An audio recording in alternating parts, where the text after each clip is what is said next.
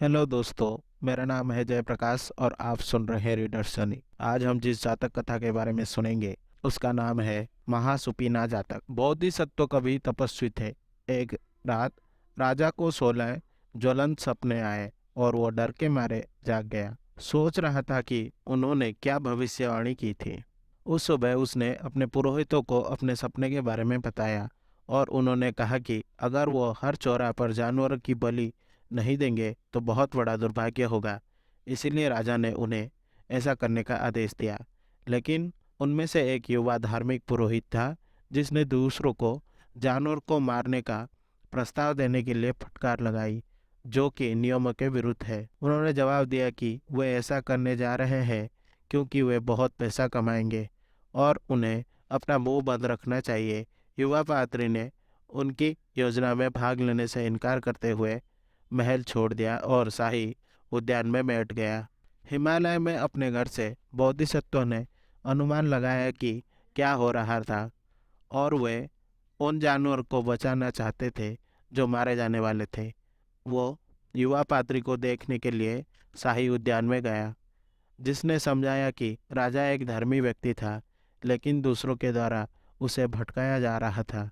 बोधिसत्व ने आसन्न वध को रोकने के लिए राजा से परामर्श करने की पेशकश की और युवा पादरी ने राजा को राजी कर लिया। राजा ने सपनों को बोधिसत्व को बताया, जिन्होंने उन्हें समझाया और राजा से कहा कि उन्हें चिंता करने की कोई बात नहीं है। वे सभी दूर के भविष्य के बारे में थे, जब राजा कंजूस और दुष्ट हो जाएंगे और दुनिया विकृत और सड़ जाएगी। सपने और उनकी भविष्यवाणी इस प्रकार थी। 4 काले बैल शाही प्रांगण में प्रवेश कर गए, जैसे कि वे लड़ने जा रहे थे, लेकिन वे केवल दहाड़ते और आसन्न करते। एक बड़ा सूखा और अकाल होगा और गरज और बिजली के साथ तूफानी बादल इकट्ठा होंगे, लेकिन बारिश नहीं होगी। छोटे छोटे पेड़ और झाड़ियां मिट्टी से निकली और तुरंत फल देने लगेगी। लोगों के जीवन छोटा होगा, इसीलिए पुरुष युवा लड़कियां के पिता बनने शुरू कर देंगे। गाय पैदा होने के तुरंत बाद अपने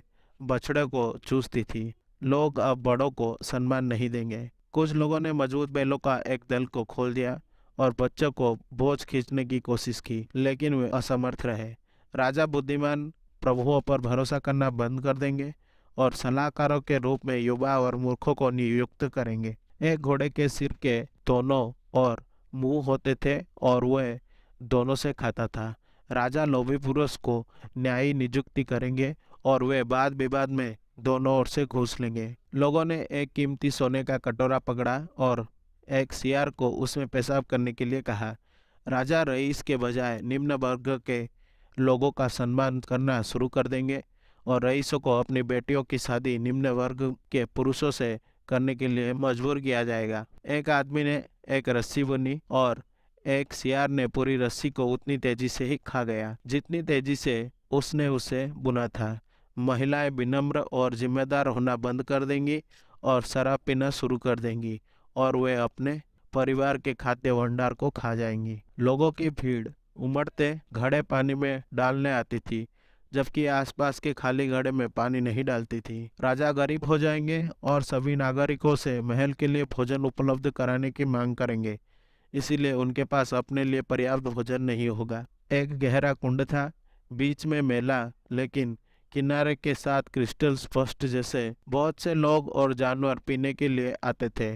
लोग राजाओं की पहुंच से बाहर सीमावर्ती क्षेत्रों में रहने के लिए नगरों से भाग जाएंगे। एक बर्तन में पका हुआ चावल आसमान निकला, कुछ नम, कुछ कच्चे और कुछ अच्छे से पके हुए। वर्षा कभी कभी भूमि पर समान रूप से नहीं गिरेगी, इसीलिए कुछ फसलें बह जाएंगी, कुछ मुरझा जाएंगी और कुछ बढ़ जाएंगी। चंदन के लिए छाछ का व्यापार होता था। लोभ को बढ़ावा देने के लिए धर्म को भ्रष्ट किया जाएगा। खाली कद्दू पानी में डूब गया।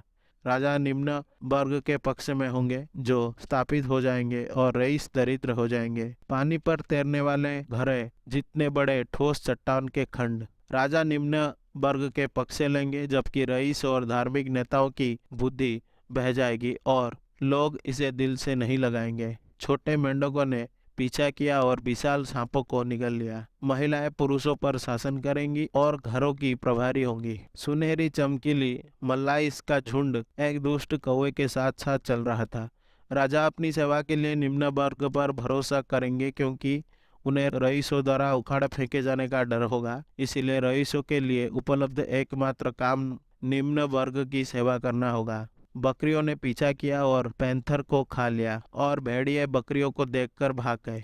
निम्न वर्ग शाही पसंदीदा होगा और रईसों की संपत्ति पर कब्जा कर लेगा, और जब रईसों ने राजा से इसकी शिकायत की तो वे उन्हें पिटवाएगा। जब उन्होंने सभी प्रश्नों की व्याख्या कर दी तो बोधिसत्व राजा के 5 उपदेशों का पालन करने का उपदेश देने के लिए हवा में उड़ गया और फिर घर वापस चला गया।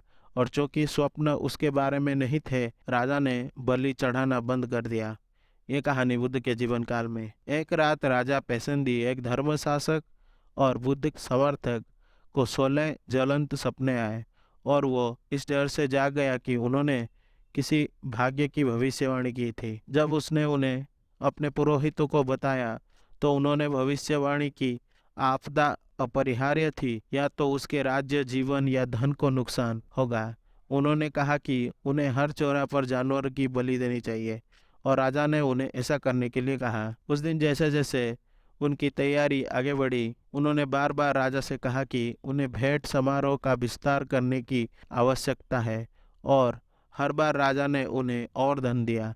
उनकी असाधारण रूप से बुद्धिमान मुख्य रानी मल्लिका को संदेह हुआ। उन्होंने सुझाव दिया कि राजा बुद्ध से परामर्श करे, इसीलिए वो मठ में गए। 16 सपनों को सुनने के बाद बुद्ध ने उनका अर्थ समझाया और उनसे कहा कि उन्हें डरने की कोई बात नहीं। सपने दूर के भविष्य के बारे में थे, और उसके पादरी इसे सिर्फ उसके पैसे लेने के लिए अवसर के रूप में उपयोग कर रहे थे। बुद्ध ने राजा को बलि बंद करने के लिए मना लिया। तब उसने ये कहानी सुनाई, ये समझाने के लिए कि अतीत में अन्य राजाओं ने भी ऐसे ही सपने देखे थे और उनकी लालची पुरोहितों ने उनका शोषण किया था। आशा करता हूँ कि आपको ये जातक कथा अच्छी लगी होगी। अगर आपको मेरी वीडियो पसंद आई तो इसे लाइक करें और शेयर करें, और ऐसे वीडियोस देखने के लिए मेरे चैनल को सब्सक्राइब करें।